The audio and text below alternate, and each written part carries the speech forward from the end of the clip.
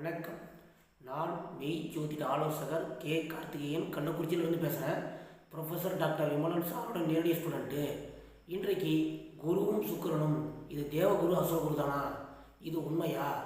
இந்த ரெண்டு குழந்தை வச்சுதான் குழந்தை பிறக்காதா?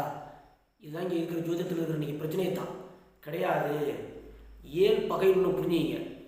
இவன் ஒழுக்கத்துடன் இன்பத்தை அனுபவிக்க வேண்டும் என்று நினைப்பான். இன்பத்துக்கு ரூல்ஸ் ரெகுலேஷன்ஸ் இது குறிப்பிடுவார். ஆனால் சுக்கிரனுக்கு இன்பத்துக்கு ரூல்ஸ் கிடையாது, ரெகுலேஷன்ஸ் கிடையாது, எதுவுமே கிடையாது.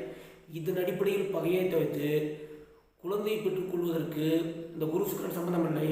சூரியன், செவ்வாய், குரு, இந்த 3 கோளும் வலுவாகணும். ஒரு குழந்தையை பெற்றுக்கொள்வதற்கு முக்கியமான தேவை இந்த 3 கோள்களும் கண்டிப்பாக வலுவாக இருக்கணும். குருவும் சுக்கிரனால் கவனிக்கணும். எந்தவித பாதிப்பும் ஏற்பட போவதில்லை. நன்றி.